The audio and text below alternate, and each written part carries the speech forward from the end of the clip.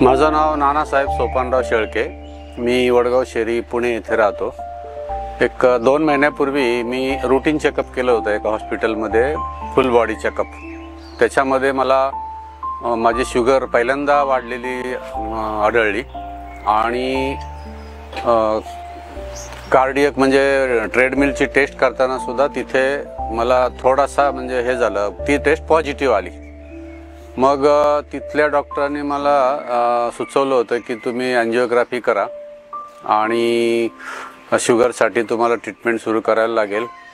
तर मग मी विचार करत होतो की जर आपल्याला अजून शुगर अजून झालेली नव्हती, पण आता पहिल्यांदा डिटेक्ट झाली आणि कार्डियकचा सुद्धा प्रॉब्लेम आतापर्यंत नव्हता, तर डायरेक्ट एंजिओग्राफी करून एंजिओप्लास्टी करायला सांगितलं तर ती पण करायला लागली असती कदाचित, ते मला आपल्याला माहीत नव्हतं। पण मी असा विचार केला, जर आयुर्वेदामध्ये जर ह्याला काही उपचार असेल तर आपण करूयात।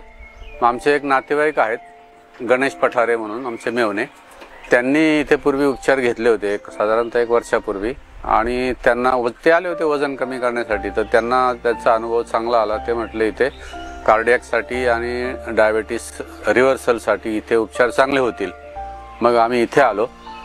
इथे आल्यानंतर आम्ही प्राथमिक टेस्ट केल्या, तर शुगर वाढलेली होतीच आणि कार्डियकचा थोडा प्रॉब्लेम होता। मग आम्ही इथे ॲडमिट झालो। ॲडमिट झाल्यावरती माझं वजन त्यावेळी 85.800 होतं आणि आज ते 83.200-300च्या आसपास आहे। म्हणजे 2.5 किलोच्या ते 3 किलोच्या आसपास वजन कमी झालेलं आहे। आणि इथे आल्यानंतर पहिल्याच दिवसापासून पंचकर्म सुरू केले। पंचकर्म काय असतात ते मी नाव ऐकून होतो, पण प्रथमच हे अनुभवायला मिळालं। आणि पंचकर्म ही खूप चांगली शारीरिक शुद्धीसाठी चांगली प्रक्रिया आहे, उपचारासाठी प्रक्रिया आहे। मला त्याचा अनुभव आला। दररोज 2 पंचकर्म झाले, इतरही काही एक्सरसाइज झाले, सकाळी योगा झाले, नंतर इथे राहण्यासाठी सुसज्ज व्यवस्था आहे, एकदम रिसॉर्टमध्ये राहिल्यासारखा अनुभव इथे माधवबागमध्ये आला। आणि हे माधवबागचं वातावरण एकदम आनंदी, सकाळी वॉकिंगच्या वेळेला म्हणजे निसर्गाच्या सानिध्यात आपण वॉकिंग करतोय असं जाणवलं आहेच म्हणजे। आणि मग आम्ही इथे उपचार सगळे झाल्यानंतर आता शेवटी असं जाणवलं की मला म्हणजे साखर तर माझी पूर्णपणे म्हणजे कमीच झाली, गोळी बंद झाली साखरेची। साखर माझी जवळजवळ 300च्या आसपास गेली होती, 300च्या वर, आणि ती आज 120च्या आसपास आहे पीपी। आणि फास्टिंगची ही 100च्या खाली 98-97 अशी राहते। म्हणजे मागच्या पहिल्या दिवसापासून उपचार सुरू झाल्यामुळे दुसऱ्या दिवशी तिसऱ्या दिवशी साखरेची गोळी बंद झाली, ती आता बंदच करायला सांगितलेली आहे। म्हणजे मला वाटलं नव्हतं की माझा डायबिटीस हा इतक्या झटपट रिव्हर्सल होईल, तो झाला।